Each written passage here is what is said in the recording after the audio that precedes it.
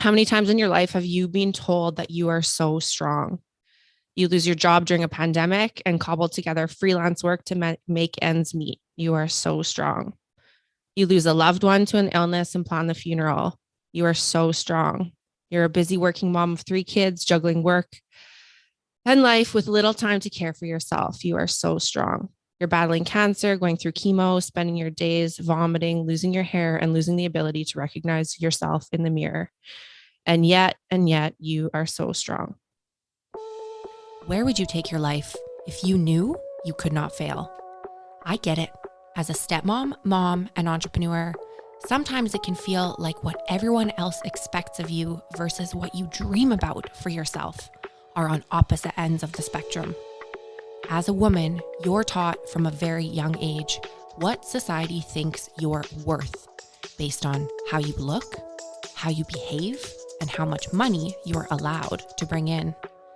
But I'm here to show you that you can be the woman who has it all, and not just on the outside. I'm Brittany Lynch, and you are the queen of your castle. Hello, hello, hello. Welcome to another episode of the Queen of Your Castle podcast. I'm your host, Brittany Lynch, and I am so darn excited to be talking to this beautiful, amazing, authentic woman here today. On the show, we've got Ashley Bernardi, and she has one heck of a story, and even better than one heck of a story is one heck of a set of tools to help you, listener, to get through this crazy, wild thing that we call life. Hey, Ashley, thank you so much for coming on the show. Oh, Brittany, thank you. It's such a pleasure to be here. Why don't you go ahead and let us know? I mean, you'll do a way better job of explaining who you are than I will. So why don't you let us know, like, who are you? Where are you from? What do you love to do? What makes Ashley Bernardi tick? And who are you? I love this. Okay, thank you. I'm so excited to share. I think I'll start with who I am now is very different than who I was 6 years ago before a health crisis like flipped me over the head. But who I am now, as a mom, wife, spiritual seeker, yogi, runner, author, entrepreneur. I like to call myself a connection activist. Like that's, I feel like my spiritual calling these days. And somewhat a healer, because I feel like by sharing my voice and my story, my hope is that I help others, or maybe open up the door to think about ways that we can heal our own lives. Because I've learned through my own crisis that healing does start within. I used to think it was an outside job, that one doctor was going to heal me. And what I learned was that's not true at all. So I can get into how I got there, but that's who I am today. And I love just connecting with people like you. I love self-development. I'm a huge self-development, spiritual junkie, journaler, writer, nature lover, gardener. That's who I am today, which is, if you had asked me this question 6 years ago, I would have told you something completely different. Mm-hmm, mm-hmm. And isn't that the way that it goes? I haven't met anyone yet, on this path, in this like spiritual seeking kind of light working mission, who hasn't fallen into a deep dark hole before getting to this other side. So I know you've got all of the peace, love, and good vibes to spread with us a little bit later on. But before we get there, if you are willing to, let's talk about this black hole that you fell into that led you now to be this person. Yeah, no, I'd love to talk about it, because that's just such an integral part of my story. And my black hole lasted for almost 33 years of my life. Well, actually, I would say 20 something years. So to tell my full story, I have to bring you back to my childhood, which is when I was 11 years old. And I was raised by two loving parents, have a little sister, 2 years younger than me. I was a military kid. So I was born in Germany and, lived in California and ended up in DC because my dad worked at the Pentagon. And when I was 11 years old, my life changed forever. It was a Sunday night, and my family and I had just finished watching a movie together, the four of us. I went to tuck my dad into bed because he was tired that night, and I told him I loved him, and he said, "I love you too, honey." And those were the last words that we ever said to each other. And minutes later, as my mom was tucking me in, we heard my dad moaning from the other room. And my mom ran in and just started screaming. And he was actively having a heart attack and dying. And my sister, who was 9 at the time, and my mother tag teamed CPR on him while I ran to call 911 and then ran to get the neighbors for help. And then after that, to be honest, it was like, and I write this in my new book, that I just blacked out. This is what happens often if anyone has experienced trauma. I blacked out. I don't know what happens next. And the next thing I do remember is that I was in this beautiful pink room in a hospital waiting for my mom and dad, not thinking anything would be wrong. And just my mom showed up into the hospital room and said, your dad's gone to heaven. And it was, that changed that moment. I will never forget that. I still have chills. That moment changed my life forever. But now that, my dad was an Army colonel, and I was raised to as if I was so strong. So after he died, I felt like I needed to be strong for my family, for my sister. So I put on this mask of strength, and I did not want to deal with the fact that not only my dad had died, I had watched him die in front of me. And I buried that trauma deep within me. I did have grief therapists. My mom tried to get, the best grief therapist possible to help me, and I just didn't want the help. It was just too traumatic for a little 11-year-old to deal with. And I also want to say that my mom and sister, all three of us, dealt with this trauma in very, very different ways. So my way to deal with it was burying it in, thinking that and I am most like my dad. So thinking that I needed to be strong and have that mask of strength, which I wore for a very, very long time. And what I learned is that when you bury your feelings, your grief, your trauma, it comes out in other ways. And for me, it came out in lack of boundaries and people pleasing, and very destructive relationships with men, in a work addiction, in a destructive relationship with alcohol. I mean, it just, for many, many years. What is interesting, I think, about my story is that on the outside, I looked like I was fine. I was actually an Oscar winning actress. It looked I look back at it and I'm like, damn, I was a good actor. Because in high school, I had all the friends. I was captain of the dance team, secretary of my class. I've always been a leader. And then in college, I went on and was president of my sorority, editor of the newspaper, winning all these awards. And after college, I got a job as a journalist. And on the outside, even to my closest friends, it looked like I was okay. But truly, I was dying inside. I was just numbing out and burying my trauma any way I could through work. And I was a producer at CBS News. And the ironic part of that is that I covered horrible, horrible tragedies. I covered the Virginia Tech massacre. I've covered missing children. I've covered missing parents and death, destruction, hurricanes, you name it. It was like I was obsessed with covering other people's tragedies in any effort to avoid my own. And it wasn't until I was in my early 30s when another trauma hit me over the head. At this time in my life, I was married. I had 2 little babies. I had quit my job and started a business, and things seemed to be going okay. And at that point, 20 something years later, I had gotten really damn good at acting. And I will never forget, I had a mystery illness just come up out of nowhere. It felt like I had the flu every single day. And I tried all the things to help fix it, like the paleo diet, different herbs, different doctors. Nobody could figure it out. Some people thought it was fibromyalgia. Some people thought it was chronic fatigue. I can't tell you how many times I was written off by doctors telling me that it was just stress and anxiety as a mom. That's a whole another story for another day. And then when I got pregnant with my third child, these symptoms just went quiet and it went away. And what I learned is that when you have a sort of autoimmune disease or any sort of disease, oftentimes pregnancy can quiet the immune system. That's exactly what happened in my case. It went away. I thought it was like, oh, okay, I'm fine. I feel good again. I had a pretty healthy, normal pregnancy. And then the day I delivered my third child, I will never forget, November 23rd, 2015, my symptoms that I was experiencing came back tenfold. And like the moment she left my body, my immune system was like, red alert, something is really seriously wrong.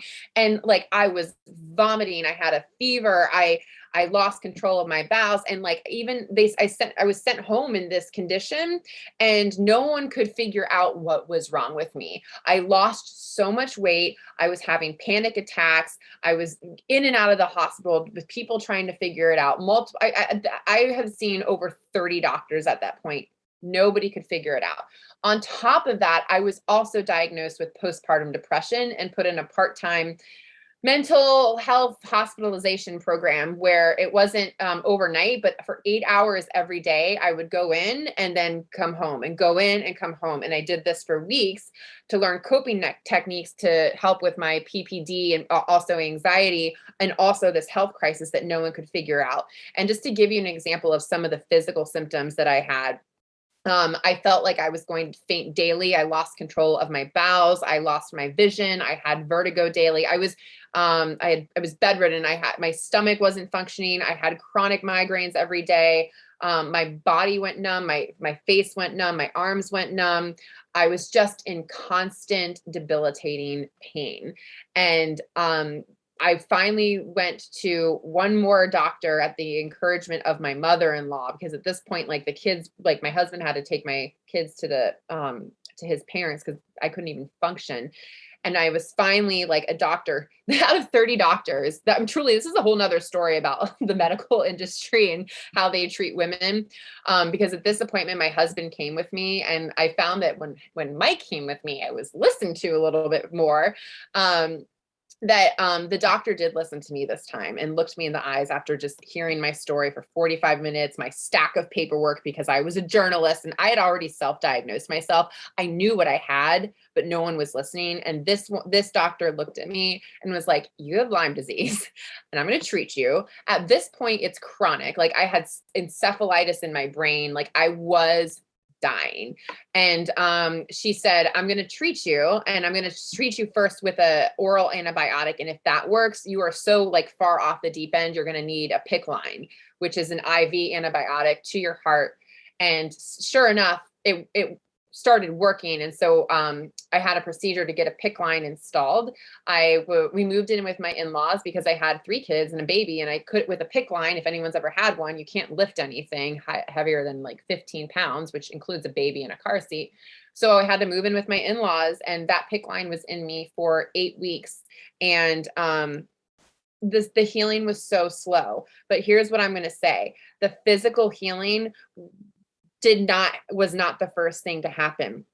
I will never forget when I hit that rock bottom moment where I was so sick, and I just surrendered, because it was after another hospital visit that I was sent home again with no answers, and I tried to get up out of bed, and I was so dizzy I just like collapsed on the floor. It was on my family room floor. I just cried out to God. I was like, seriously, God, take me now. If you're not going to take me, like, I surrender to you. This is out of my control now. And it's when I did that, when I surrendered, is when I realized that this was so much more of a spiritual journey than it was a physical journey for me. And when I surrendered, what happened was like the most, I would say like magical thing, but I started feeling feelings that I had buried my entire life since my father died. Like I started feeling the grief, like I'm having chills, like even telling you this, like the grief from my loss of my dad and that traumatic experience, I started feeling all over again. And it was if my body had nowhere else to bury the feelings after 20 years. And it just started coming out. And it just came out in sobs and in screams and in cries and in like weeks and weeks and months and months. And it was like I was purging by moving through all of my trauma in my life. And like, you know, and in addition to the trauma of my health crisis too. And when I started moving through those feelings and moving through my trauma and giving myself permission to feel them, that's when the physical healing also started happening simultaneously. So that I think I'll stop there because there's a lot more I could say. And but that really was my very deep journey of discovering that in order to heal myself, my soul, my physical body, I needed to give myself permission to feel all the feelings, the messy feelings, the uncomfortable feelings, in the same way that we allow ourselves to feel joy and wonder and excitement. And that's where my healing journey began. Mm. Thanks for sharing all of that. There was like so many times I just wanted to crawl through the screen and hug you because it's, that's just, I think the part that resonated with me so much was this like facade, this front of like being so strong, right? And keeping it together on the outside, but inside you feeling like you're dying throughout all of this until you can't anymore, right? Like that mask can only be worn for so long, that facade can only go on for so long. And I wanted to, I know we're going to get into starting to talk about your book that you ended up writing following this trauma and then the healing journey. And I just want to read a couple of sentences just right from chapter 1. Um, the title of the chapter is "You Don't Have to Be Strong."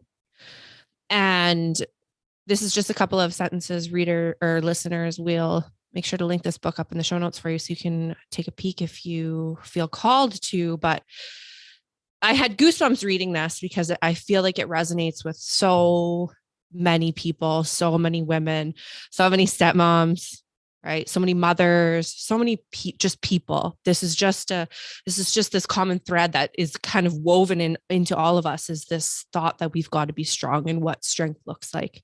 Yeah. And so, these are the few sentences that from chapter 1. How many times in your life have you been told that you are so strong? You lose your job during a pandemic and cobble together freelance work to make ends meet. You are so strong. You lose a loved one to an illness and plan the funeral. You are so strong.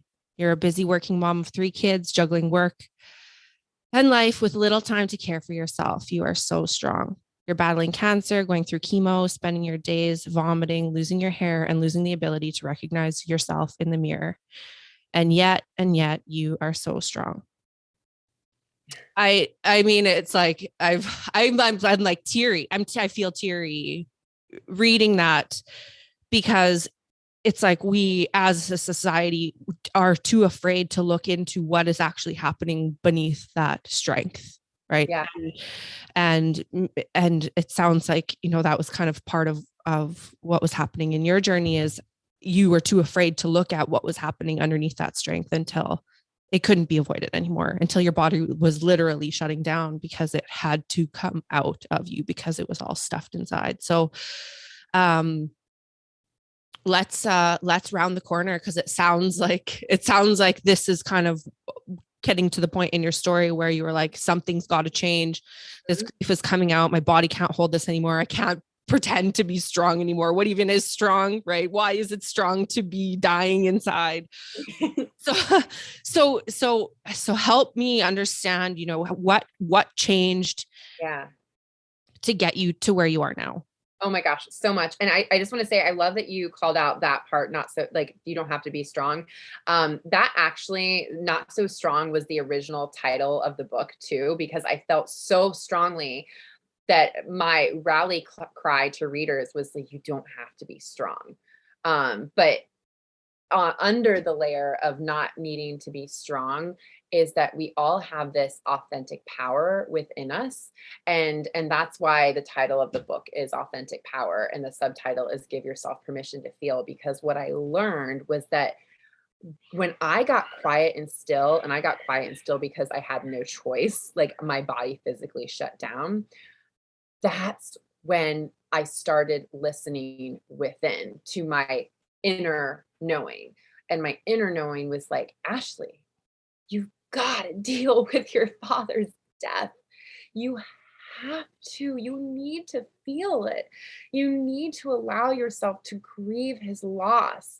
You need to feel that you miss him. You are not a robot. And like, once I started listening to that wisdom that I already had within me, and it's when I peeled away those layers of strength, that was where I found my power. And how I got there was allowing myself to feel. So that's why the subtitle of the book is Give Yourself Permission to Feel, because I did not give myself permission to feel. And I feel that in society, we aren't, we are taught that you don't need to really feel those messy feelings. That's like too weird and uncomfortable to do that. And when I say that, I'm not saying like, oh, you need to wallow in your depression. This is completely different. This is when you are feeling sad or uncomfortable, or even if you're depressed, get curious about it. Ask yourself, why am I feeling this? So to answer your question, like there were many, many healing modalities that helped me get to where I am today. So I'm first going to say this. There is not a one size approach to healing that works for everyone. What worked for me is not going to work for Brittany, is not going to work for your listeners.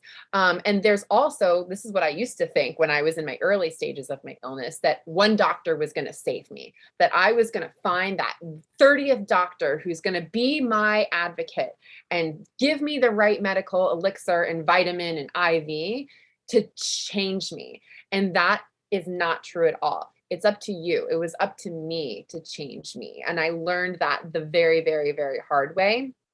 So that's the first thing I want to say. But I also want to say this.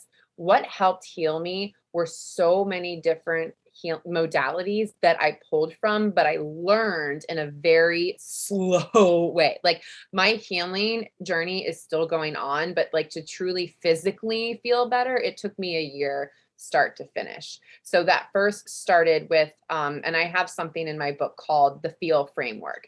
And this was where I taught myself, when I gave myself permission to feel, I started moving through the emotions and the process of feeling.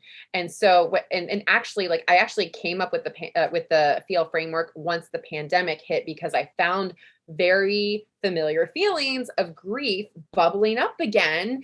I lost a friend to COVID. We were grieving the loss of education for our children. And I was like, oh shit, I've been here before, but I know what to do now. This is why I wrote the book. And so I was like, first I'm going to focus, like, what is this emotion that I'm feeling? And perhaps one day it was grief, or one day it was sadness, or like, I'll never forget, just there was one day where I sat on my yoga mat and I allowed myself to like try to identify that, focus on that feeling. And it was definitely sadness. And I say, like, for anyone else that wants to go through this framework, like focus on that feeling. And sometimes you can't identify that feeling, and that's also okay. It could just be this like uncomfortable way you might feel in your stomach. It just something, just it's there. So acknowledge it, focus on it. So next, and this is what nobody does, is enter. You're going to enter within that emotion. And this can look like different ways. You could be doing this in a walking meditation. You could be getting quiet and still in your bed, on your yoga mat, on a pillow, outside in nature, whatever you want to do, however it works for you. For me, it's often on my yoga mat or in nature. And then the next is to experience that emotion. So get quiet and still and allow that emotion to come up. Like if you're feeling sadness, cry. And maybe it's laughter. I mean, sadness can come out in ways, it doesn't always need to be crying. Sometimes sadness means laughter. Sometimes it means punching a pillow. Sometimes it means nothing and just sitting there. But allowing yourself to physically feel it, emotionally feel it, and spiritually feel it, because these emotions are all here for a reason. They're indicators that we need to be paying attention to something, and they're saying move. It's almost like they're crying for us to like be moved through, in the same way that we move through joy and elation and happy experiences. We need to be moving through these emotions too. And then the last part of the Feel Framework is listen, learn, and love that emotion back. I am a full believer that these emotions are here for us for a reason. So like moving through my father's grief and trauma, I listened to that and I was reminded, like, what a beautiful relationship I had with my dad. Not everyone gets to have a beautiful relationship with their dad.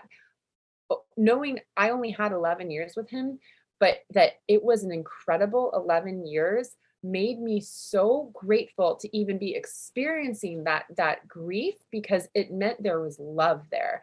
And then the last is love that emotion back. Like I'm getting like even choked up telling you this, because I'm just I feel so much gratitude for even the 11 years that I had in my dad's life. So that's the Feel Framework. So focus, enter, experience, listen, learn, and love. And it truly spells feel. And when I figured this out, I was like, oh my God, it was so divinely orchestrated. Like, it really didn't come from me. It came from a lot of prayer and meditation and a divine calling. But that was one of the first things that I taught myself, is just to like, it's okay to cry.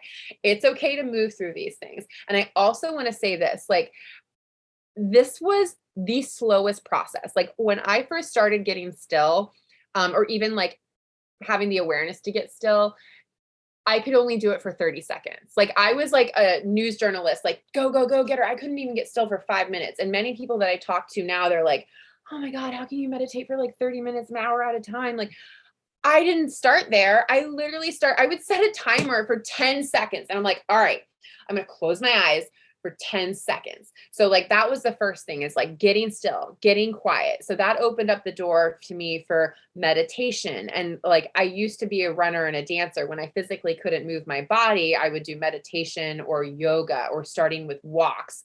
And then I learned that I love walking in nature. So that was something that like blew up to me too. Something else that happened was that I found a spiritual community. I had a spiritual mentor. She taught me about writing, and her name is Leanne Taylor. She wrote the book, The Fragile Face of God, which is an incredible book. And I learned how to do sacred writing, which is essentially like writing without thinking. You're just like asking yourself a question, or spirit, or, you know, whoever you want to ask the question to, and just free write. And so then I started writing pages and pages and pages of journals and writing. And I have journals everywhere now, stacked like all over my house, of all of my sacred writings. But I found that there's so much power in journaling, especially for me. And then I've also learned about like just coping through these hard times, and that I developed coping sheets and wrote down things that did bring me joy, like music and dance and lighting candles and taking baths. I also learned about the power of breath work, which we all forget, that like breathing is so simple, yet we forget to do it. So like, I used to breathe like all day long. Everything was in crisis mode. I was constantly in fight or flight, especially when I was a news journalist, and especially when I was going through my health crisis. But now my breath is so slow. Like, I have so much awareness of the power of taking 10 deep breaths, or even like, if listeners are listening, like, one deep breath, inhale for 2 counts, and then exhale for 2 counts. Like, that in and of itself makes a difference. And I'll say this, if you can commit to even just 90 seconds of moving through these emotions and moving through your breath, science says that it will change the way that you're feeling. Like, it's that powerful. So I learned about breath work. And then I also learned, I'm like, I can keep going. I'll do like one more, then I'll stop myself. I learned about the power of like processing our emotions through a stress hard toolkit and a stress soft toolkit. So in my book, I felt that it was so important that I share the wisdom of so many healers that helped me along my journey to heal, because while it was me that healed myself, I was mentored by so many incredible people that I had met along the way. And so I had reached out to them, like, I'm writing this book. I want to include your wisdom. So I was introduced to Dr. Jamie Hope, who is an ER physician in Detroit. And we were talking about just stress in general, and the fight or flight system. Like, we're all going through so much stress, especially through a pandemic. And she taught me about how to stress hard and stress soft. And I learned so many cool things through her. So there's this one technique that she taught me called dish therapy. Have you ever heard of it?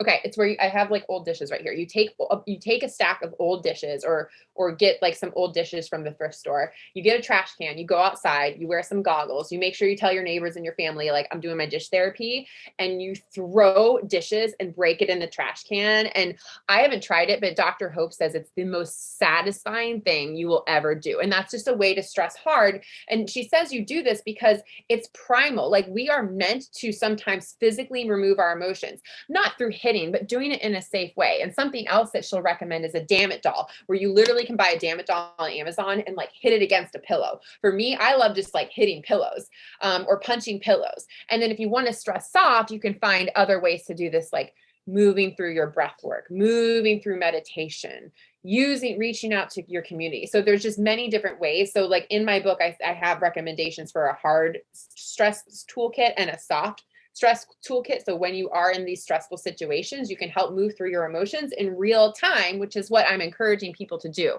So I'll stop there. There's a lot more, but I'll stop myself right there. That sounds, yeah, I've never heard I've never heard it called dish therapy specifically, but I wish I could remember the name of this place. But there is a place close to where I live where they have what sounds like this, but you go as like a client, you can go there and you can like choose to smash a TV, or you can smash dishes, or you can like chop up some furniture, like whatever. Essentially you just go and break shit, right? At this place. And so it sounds a lot like that. Very, very similar. Very similar. I know. And I never would have thought about doing it with dishes. I'm super clumsy, so I'd probably stab myself in the eye, but even with goggles. But it does sound so satisfying. And it's like, sometimes there's a reason that when people get mad, they slam doors, right? There's a primal like need to get that anger out and make some noise and do something aggressive. And again, like you said, not hitting people, but we've been conditioned to kind of ignore these urges, right? And it's like not good to slam doors, and it's not good to make noise, and it's not good to break shit. But I love this as an alternative to, still hearing that request from your body to smash something, but doing it in a way that's not harmful and controlled as breaking a TV could be. Yeah.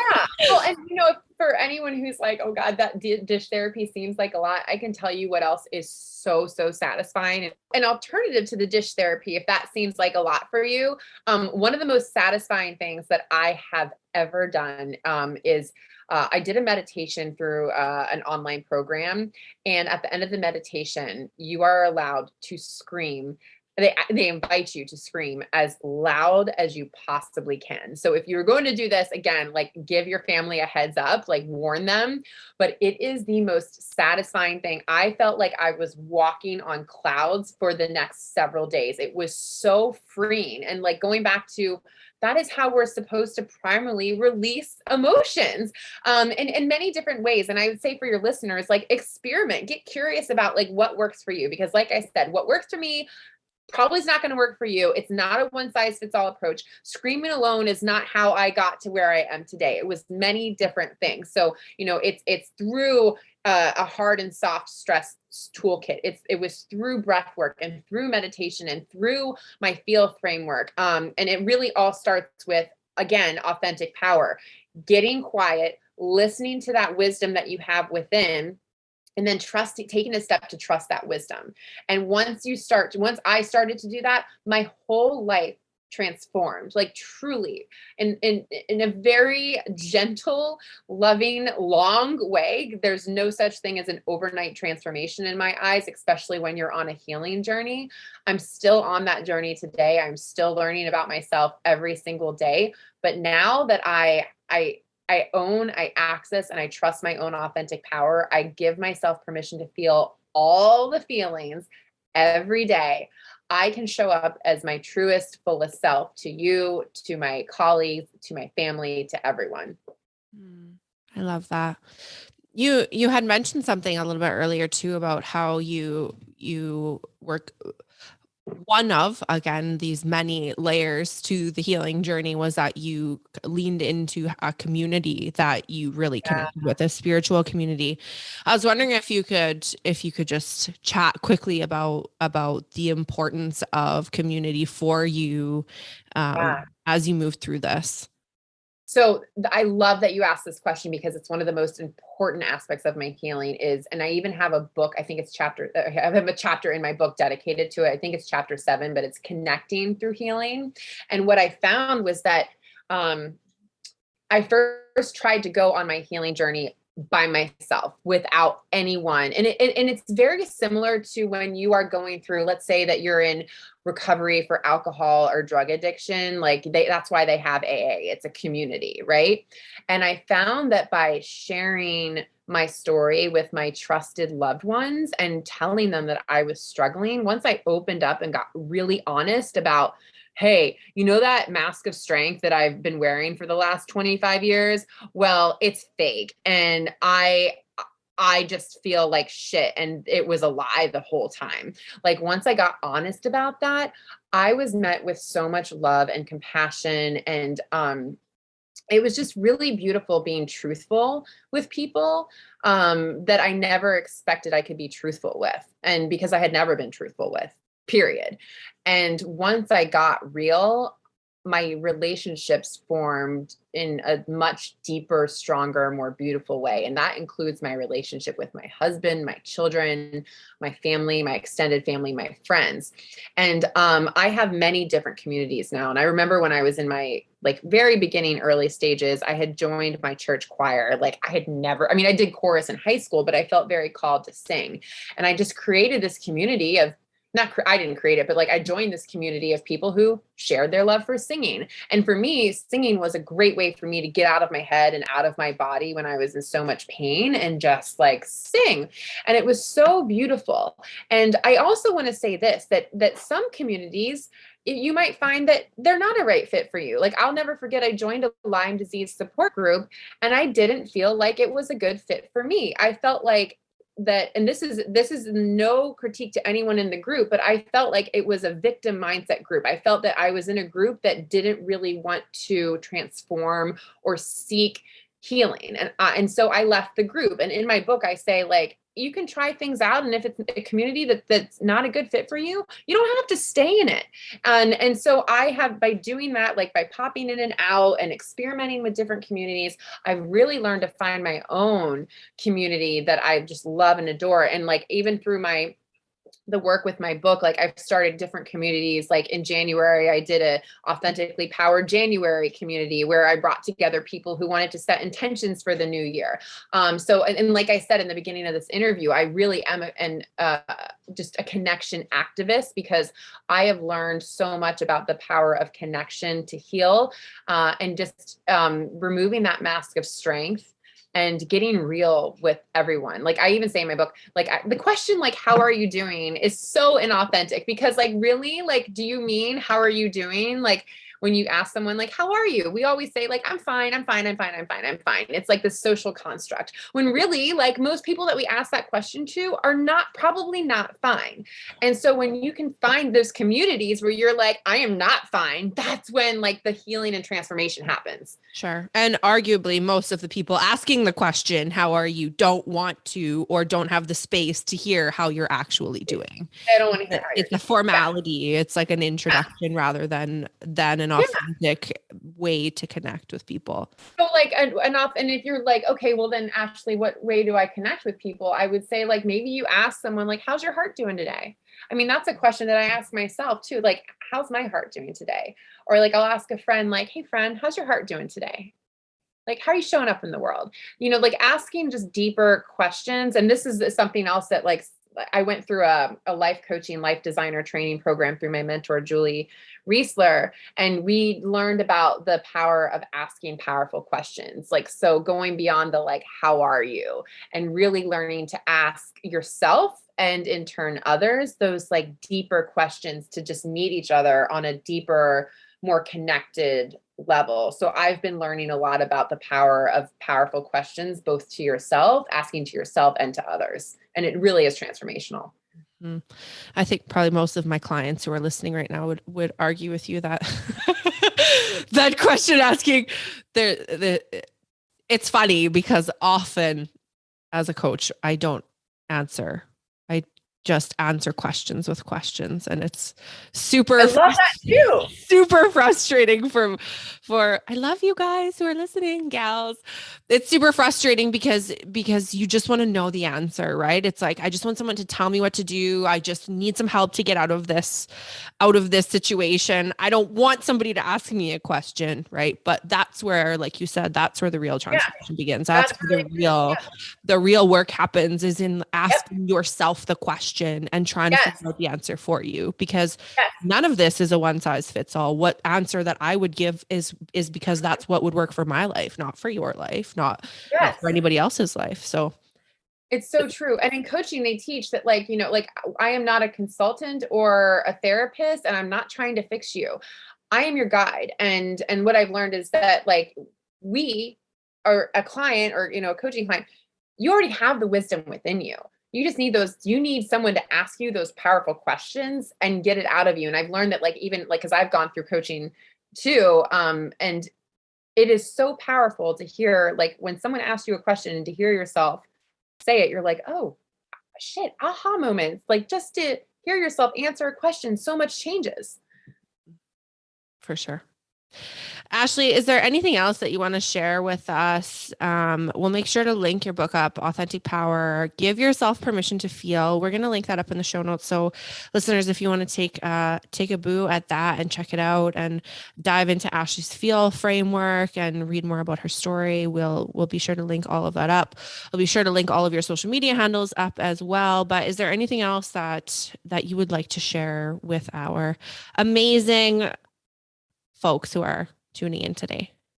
Oh, thank you for asking. And thank you again for having me. I think just the one thing, I'm just going to go with what intuitively hits me is, for anyone who is struggling, whether you've gone through a loss or just anything, relationship wise, it could be anything.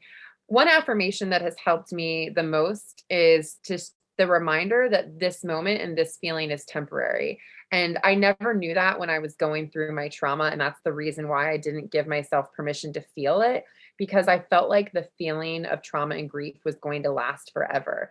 And a powerful affirmation for me is that this moment and this feeling is temporary. So if you can affirm that with yourself and then take it a step further to trust that feeling and give yourself permission to feel it, that's where healing can happen. So I'll share that. And then you can find more information out about me and my book by visiting my website at Ashley, ASHLEY, Bernardi, BERNARDI.com.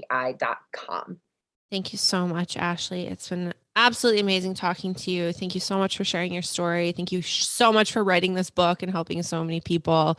I think arguably probably every single person on this planet has experienced trauma in some capacity, and having the tools or the menu of tools essentially, and there are so many, and there's so many permutations and combinations of the ways you can combine these modalities to make your own healing journey and get to the other side of that big black hole. So thank you for the work that you do. Thank you for coming on to the show and having a chat with us today. And it's been great. Oh, Brittany, thank you so much. And really excited and grateful that you spent time with me today. I hope this episode got your wheels turning and showed you just how powerful you are. I would invite you to take 30 seconds and tap subscribe to this podcast. When you subscribe to the podcast, then rest assured you will never miss an episode. And in no time, spinning your wheels will be a thing of the past. Thank you for listening and subscribing. And if you enjoyed this episode, it would mean the absolute world to me if after you subscribed, you jumped on over and left me a 5-star review, and better yet, a written review. I am on a mission to let every mom and stepmom know that you can create the life of your dreams. And I need your help to change the world. The world needs us. Thank you so much for subscribing and leaving me a 5-star review. I will see you next week.